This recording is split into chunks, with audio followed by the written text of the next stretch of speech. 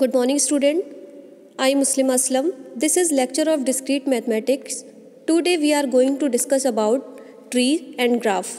Unit 5 start हो चुकी है आपकी, जिसमें हम ट्री और ग्राफ के बारे में आगे देखेंगे. ठीक है, तो आज इन प्रीवियस लेक्चर आपने क्वांटिफायर्स देखा था. आई होप आपको क्वांटिफायर्स अच्छे से क्लियर हो गए हों. आज हम देखेंगे ट्री. तो ट्री आपने पहले भी डेटा स्ट्रक्चर में पढ़ रखी होगी, आपको सर ने डेटा स्ट्रक्चर में पढ़ाया होगा, लेकिन मैं आज आपको ट्री फिर से पढ़ा रही हूँ. ट्री क्या होता है? It is non linear data structure which does not contain a cycle like the graph. जो आपकी ट्री होती है वो क्या होती है? नॉन लीनियर डेटा स्ट्रक्चर होती है, does not contain a cycle like the graph. जो ट्री होती है वो नॉन लीनियर होती है. लीनियर क्या होते थे? आपने डेटा स्ट्रक्चर में पढ़ा था, लिंक्ड लिस्ट, क्यू, स्टैक, ये सारे आपके लीनियर होते थे. और नॉन लीनियर आपके क्या होते हैं? नॉन लीनियर जो होती है वो ये ट्री जो होती है वो नॉन लीनियर होती है. ठीक है, तो आप आज साइकिल जो आप ग्राफ है, ग्राफ आगे पढ़ोगे. जो ग्राफ होता है, ग्राफ में आपकी साइकिल बनती है और इसमें साइकिल नहीं बनती है. तो देखते हैं हम कैसे इसको यूज़ करते हैं. अ ट्री में हैव द फॉलोइंग एलिमेंट्स. सबसे पहले आपको ये ट्री दिख रहा है, मैंने रेड कलर से जो बना रखा है ये आपकी रूट नोड है. जो ट्री के अंदर ये सर्किल दिख रहे हैं इन्हें नोड बोलते हैं. ठीक है, तो जो आपका रेड कलर की नोड है वो रूट नोड होती है. रूट नोड सिंगल भी हो सकती है, खाली रूट नोड भी आ सकती है, वो एम्प्टी नोड भी हो सकती है. ठीक है, तो रूट नोड आपकी जो होती है, रूट नोड का कोई पेरेंट्स नहीं होता. ठीक है, तो ये आपकी जो रेड कलर की है वो रूट नोड है. रूट नोड के 2 चाइल्ड हैं ग्रीन. रूट नोड के जो होते हैं 2 ही चाइल्ड हो सकते हैं, 2 या 1 भी हो सकता है, लेकिन 2 से ज़्यादा नहीं हो सकते. तो आपका जो चाइल्ड है, एक लेफ़्ट चाइल्ड है, एक आपका राइट चाइल्ड है. लेफ़्ट चाइल्ड और राइट चाइल्ड को मैंने ग्रीन से बना रखा है. इसको आप इंटरनल नोड भी कह सकते हो, चाइल्ड नोड भी बोल सकते हो. ठीक है, उसके जो आपके नीचे दे रखे हैं ब्लैक नोड, वो आपकी लीफ नोड है. उसके नीचे कोई भी चाइल्ड नहीं है. जो आपकी ब्लैक से हैं उनके कोई भी चाइल्ड नहीं है, इसलिए उन्हें बोलते हैं लीफ नोड. तो ये जो आपकी रूट नोड क्यों बोला जाता है? क्योंकि रूट नोड जैसे पेड़ होता है, ट्री होता है, उसकी जड़ें होती हैं, जड़ों से आपकी टहनियाँ निकली होती हैं. तो ऐसे रूट जो होता है वो आपका पेरेंट नोड जो होता है वो रूट होता है. ठीक है, तो रूट नोड जिससे सारी उसका कोई भी पेरेंट नहीं होता है, रूट नोड वही रूट नोड होता है आपका. ठीक है, तो आप ये देख रहे हो ट्री में मैंने अभी आपको बताया ही था कि सबसे पहले मैंने ऊपर शो कर रखा है, रेड नोड को आपका रूट नोड बोलते हैं. जो आपके ये बीच की नोड हैं, 2 नोड हैं, वो रूट नोड के चाइल्ड हैं, तो उनको बोलेंगे चाइल्ड नोड. इंटरनल नोड भी बोल सकते हैं. जो आपके जिस नोड के कोई भी चाइल्ड नहीं होते, जैसे ब्लैक से मैंने इनको डिनोट कर रखा है, इनको बोलते हैं लीफ नोड. ठीक है, ये जो ब्लैक नोड आपस में एक दूसरे के क्या होगा? सिबलिंग हो गए. ग्रीन नोड जो है वो आपस में एक दूसरे की सिबलिंग होंगी, मतलब जिनके पेरेंट्स सेम होते हैं वो सिबलिंग होते हैं. ठीक है, जो ये लाइन है, जो लाइन कनेक्ट है, उन्हें ब्रांच भी बोल सकते हैं, लिंक भी बोल सकते हैं, एजेस भी बोल सकते हैं. ठीक है, ये ट्री होता है आपका. अब आप ट्री में देखिए, ट्री में आपको ये मैंने रेड कलर से एक बॉक्स बना रखा है, दूसरा भी आपका रेड कलर से. तो जो रेड कलर से एक बॉक्स बनाया है वो आपका लेफ्ट सब ट्री है, और जो राइट कलर से मैंने राइट कलर का एक बॉक्स बना रखा है रेड, ये आपको बोलता है रूट नोड की 2 सब ट्री होती हैं. एक लेफ्ट सब ट्री होती है, एक आपकी राइट सब ट्री होती है. ठीक है, तो लेफ्ट सब ट्री को मैंने आपको सबसे पहले सर्किल कर रखा है, और राइट सब ट्री को इसको सर्किल कर रखा है. ये आपकी क्या होती है? रूट नोड की 2 सब चाइल्ड होते हैं. ठीक है, 2 सब चाइल्ड कह सकते हो, या 2 सब ट्री होती हैं. ठीक है, अब हम देख लेते हैं. ये तो आपकी ट्री की सिंपल डेफिनेशन हो गई. अब हम पढ़ेंगे बाइनरी ट्री. बाइनरी ट्री क्या होता है? तो what is binary tree? A binary tree T is defined as a finite set of elements called nodes such that. जो बाइनरी ट्री होती है उसको हमने टी से डिफाइन कर रखा है एज अ फाइनाइट सेट. उसमें आपको सेट दे रखे होते हैं, फाइनाइट होते हैं. ठीक है, उन एलिमेंट्स को आप क्या कहते हो? नोड्स. मैंने आपको बताया जो भी एलिमेंट्स होते हैं उनको आप क्या बोलोगे? नोड्स. सच डैट 1 जो पॉइंट है वो है टी इज़ एम्प्टी. टी आपका एम्प्टी हो, मतलब जो ट्री है वो खाली है, यानी कि उसमें नोड है, तब भी आप उसको क्या कह सकते हो? उसको हम बाइनरी ट्री बोल सकते हैं. और क्या है? T contain a distinguished node are called the root of T and the remaining node of T from an order pair of disjoint binary trees T1 and T2. यानी कि ये बोल रहा है कि जो रूट नोड है T, उसके या तो उसके इक्वल आपके जो होते हैं T1 एंड T2, यानी कि सब ट्री भी आपकी उसकी होनी चाहिए, यानी कि उसके चाइल्ड नोड होना चाहिए या सब ट्री होनी चाहिए. तो वो भी आपका क्या कहलाता है? Binary tree.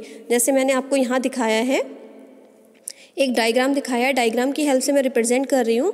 तो आपका ये क्या कहलाता है, सब ट्री कहलाता है। सब ट्री आप समझ रहे हो ना कि जैसे ए जो है वो आपका यहाँ क्या है, रूट नोड है, इसको हमने आर ले लिया और जो उसके दो चाइल्ड हैं T1 एंड T2, मैंने T1 T2 है, T1 आपका B से स्टार्ट हो रहा है, T2 C से स्टार्ट हो रहा है। तो जो ए का लेफ्ट साइड का चाइल्ड है B है, ठीक है, और राइट साइड का चाइल्ड जो है वो है C। तो जो T1 से पूरी जो नीचे की वो लेफ़्ट सब ट्री कहलाएगी, T2 से के बाद की जो ट्री है वो उसकी राइट सब ट्री है। अगर देखो बी की बात करते हैं तो बी के कितने चाइल्ड हैं, 2 चाइल्ड हैं, D और E। तो लेफ़्ट साइड जो लेफ़्ट सब ट्री है बी का वो क्या है, D, ठीक है, और राइट सब ट्री क्या है, ई की जो पूरा नीचे F तक जा रहा है।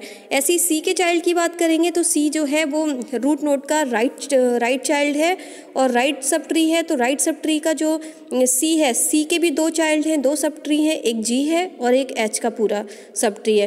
तो ये मैंने एक पूरा बताया, ये भी आपका क्या कहलाता है, बाइनरी ट्री, ठीक है।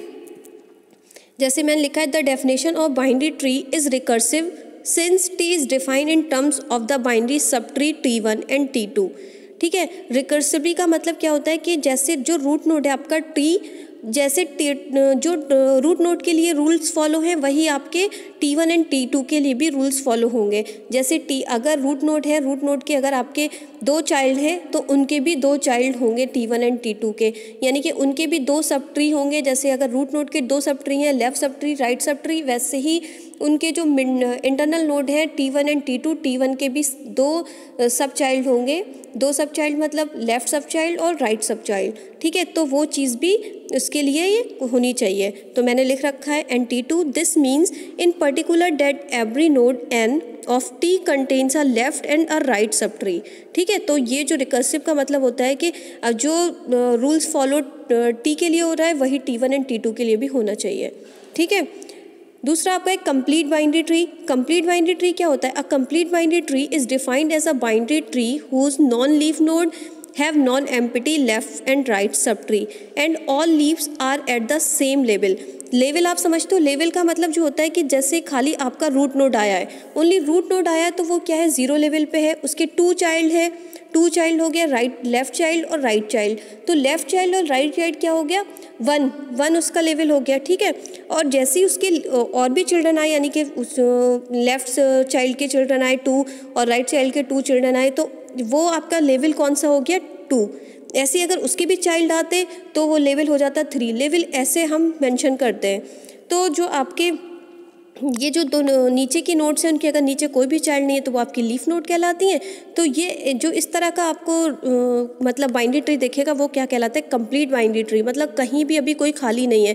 जैसे ऐसा नहीं है कि कोई रूट नोड है उसके 2 चाइल्ड हैं, लेफ्ट चाइल्ड और राइट चाइल्ड, और लेफ्ट चाइल्ड का लेफ्ट चाइल्ड है और राइट चाइल्ड नहीं है। जैसे मैंने राइट साइड पे एक बॉक्स बना के दे रखा, अगर ये नहीं होता, ये हटा दिया जाता, तो आपका ये कंप्लीट बाइनरी ट्री नहीं कहलाता, ठीक है। तो ये इस टाइप के जो मतलब इक्वल लेवल है, इक्वल चाइल्ड है, इक्वल नोड्स है, तो ये क्या कहलाता है, कंप्लीट बाइनरी ट्री।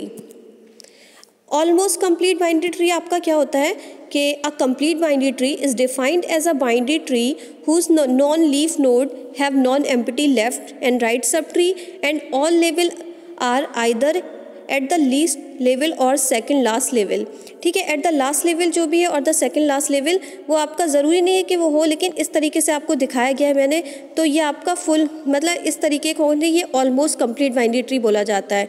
देखिए आपके रूट नोड है, उसके 2 चाइल्ड हैं, उसके भी 2 चाइल्ड्स हैं, तो ये जो ऑलमोस्ट ये कंप्लीट है, तो इसको आप बोल सकते हो ऑलमोस्ट कंप्लीट बाइनरी ट्री।